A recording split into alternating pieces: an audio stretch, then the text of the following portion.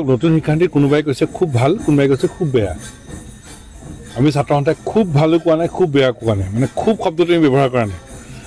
আমাৰ কথা হ'ল নতুন শিক্ষানীতিৰ যিবোৰ কথা অসমৰ দৰে ৰাজ্যৰ ছাত্ৰ ছাত্ৰীৰ কাৰণে ভাল, সেইবোৰ কাৰ্যকৰী কৰিব লাগে। আৰু যিবোৰ অসমৰ দৰে ৰাজ্যখনৰ ছাত্ৰ ছাত্ৰীৰ কাৰণে ভাল নহয়, প্ৰাসংগিক নহয়, সেইবোৰ আঁতৰাই ৰাখিব লাগে। এতিয়া যেনেকৈ মাতৃভাষা মাধ্যমত গুৰুত্ব দিছে, জনজাতীয় জনগোষ্ঠী ভাষাৰ বিকাশত গুৰুত্ব দিছে, সেইটো ভাল কথা। কাৰণ এটা আমাৰ অসমৰ এটা অতীত আছে, এটা ইতিহাস আছে। মাতৃভাষাৰ কাৰণে আমাৰ সংগ্ৰাম চলি আছে। আমাৰ ৰাজ্য ভাষাৰ কাৰণে আমাৰ সংগ্ৰাম হৈছিল, আমাৰ মাজৰ পৰা এচাম শ্বহীদ হৈছে। ৭২ চনৰ আমাৰ মাধ্যম আন্দোলন হৈছিল। আজি যে গোটেই অসমত স্নাতক পৰ্যায়লৈকে অসমীয়া মাধ্যমত পঢ়িব পৰা হ'ল, সেইটো ৭২ চনৰ ছাত্ৰ সন্থাৰ আন্দোলনৰ সফলতা। তাৰ আগত আমাৰ গাঁৱে ভূঞে কিমানজন আছিল স্নাতক, গন্তি কৰিব পাৰি। কিন্তু যেতিয়া ৭২ চনৰ মাধ্যম আন্দোলন আমাৰ ৫গৰাকী শ্বহীদ হ'ল, আজি ৫০ বছৰ অতিক্ৰম কৰিলে, স্নাতক পৰ্যায়ত যেতিয়া অসমীয়া মাধ্যমত দিব পৰা হ'ল, তেতিয়া আমাৰ লাখ লাখ ছাত্ৰ ছাত্ৰী স্নাতক হ'ব পৰা হ'ল। এতিয়াও ভাষাৰ সংকট আঁতৰা নাই। গতিকে ভাষা বুলি কোৱাৰ লগে লগে আমাৰ এটা সাংঘাতিক ধৰণৰ এটা অতীত আছে। আৰু তাৰো আগততো ইংৰাজৰ সেই শাসনততো আমাৰ ৩৭ বছৰ আমাৰ আই দিয়া মুখৰ ভাষা কাঢ়ি দিয়া হৈছিল। ৩৭ বছৰ এটা জাতিয়ে নিজৰ মাতৃভাষা ক'ব পৰা নাছিল। ৩৭ বছৰৰ পিছত আমাৰ ভাষাৰ ৰজা হেমচন্দ্ৰ বৰুৱা আৰু ভাষাৰ কাণ্ডাৰীসকলে আমাৰ ভাষাটো ৰক্ষা কৰিলে। তাৰপিছত জোনাকী যুগ আহিল। জোনাকী যুগত আমাৰ হেমচন্দ্ৰ গোস্বামী, ৰসৰাজ লক্ষ্মীনাথ বেজবৰুৱা আটাই ত্ৰিমূৰ্তিয়ে আমাৰ ভাষা ৰক্ষা কৰিলে।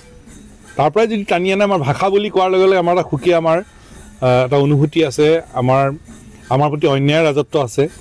গতিকে যেতিয়া নতুন শিক্ষানীতিয়ে ক'লে যে মাতৃভাষাত গুৰুত্ব দিব, জনজাতীয় জনগোষ্ঠীয় ভাষাত গুৰুত্ব দিব, সেইটোৱে আমাৰ দাবীবিলাকৰ স্বীকৃতি লাভ কৰিলে। আৰু সেইকাৰণে এইটো এটা ভাল কথা হৈছে যে অসমীয়া ভাষা বা মাতৃভাষাত গুৰুত্ব। ইয়াত তেতিয়া অসমত তেতিয়া অসমীয়া ৰাজ্য ভাষা, বড়ো ভাষা, অষ্ট অনুসূচীয়ে স্বীকৃতি পাইছে, সহযোগী ৰাজ্য ভাষা। একে সময়তে আমি সকলো জনজাতীয় জনগোষ্ঠীয় ভাষাৰ বিকাশ বিচাৰিছোঁ।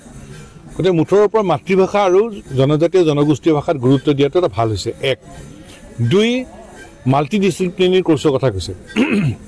এতিয়া আগত যেনেকৈ বিজ্ঞান পঢ়িলে বিজ্ঞানেই, কলা পঢ়িলে কলাই, বাণিজ্য পঢ়িলে পাৰি, যে এতিয়া বিজ্ঞানত পঢ়াজনগৰাকীয়েও কলা বা বাণিজ্য পঢ়িব, বাণিজ্য কলা পঢ়াগৰাকীয়েও বিজ্ঞান পঢ়িব পাৰিব। এই মাল্টি ডিচিপ্লিনাৰী যিটো ব্যৱস্থা কৰিছে, এইটো অসমৰ দৰে ছাত্ৰ ছাত্ৰীৰ কাৰণে ভাল। কিন্তু তাৰ কাৰণে কিন্তু কৰিবলগীয়া আছে। কৰিবলগীয়া কি, সময়ৰ মূৰত ছাত্ৰ ছাত্ৰীক যদি কোৱা যায় বা অভিভাৱক অভিভাৱিকাক যদি কোৱা যায়, আকৌ উজুতি খাব। গতিকে বিদ্যালয় পৰ্যায়ৰ পৰা এটা কেৰিয়াৰ গাইডেন্স চেল খুলিব লাগে বিদ্যালয়বিলাকত, যে বিদ্যালয় শিক্ষা সাং কৰাৰ লগে লগে বিজ্ঞানৰ ছাত্ৰ ছাত্ৰীয়ে কেনেকৈ কলা বিজ্ঞান বা কলা বিজ্ঞানৰ ছাত্ৰ ছাত্ৰীয়ে কেনেকৈ বিজ্ঞানলৈ যাব পাৰে, সেই সম্পৰ্কত এতিয়াই ছাত্ৰ ছাত্ৰীসকলক বিদ্যালয় পৰ্যায়ৰ পৰাই তাৰ এটা ৰূপৰেখা জনাব লাগে, পিতৃ মাতৃসকলকো জনাব লাগে, যাতে সঠিক দিশত আগবাঢ়ি যাব পাৰে। আৰু তাৰ কাৰণে আমাৰ এতিয়া নতুন নতুন বিষয়বোৰ অন্তৰ্ভুক্ত কৰি ল'ব লাগিব এতিয়াৰ পৰাই। বেয়া কথাটো হ'ল যে আমাৰ গ্ৰহণ কৰিব নোৱাৰা কথাটো হ'ল কি, আমাৰ মহাবিদ্যালয়বিলাকত কৈছে ৰাজহ নিজাকৈ সংগ্ৰহ কৰিব লাগে। নিজাকৈ ৰাজহ সংগ্ৰহ মানে কি, ছাত্ৰ ছাত্ৰীৰ ওপৰত ফিজৰ বোজা। গতিকে সেইটো আমাৰ পৰা আঁতৰাই ৰাখিব লাগে। অৰ্থাৎ নতুন শিক্ষানীতিখনৰ যিখিনি কথা আমাৰ ল'ৰা ছোৱালীৰ কাৰণে ভাল, কাৰ্যকৰী কৰক। যিবোৰ আমাৰ অসমৰ দৰে ৰাজ্যৰ ছাত্ৰ ছাত্ৰীৰ কাৰণে বেয়া, আঁতৰাই থওক। সেইধৰণে আগবাঢ়ি যোৱাটো বিচাৰিছোঁ।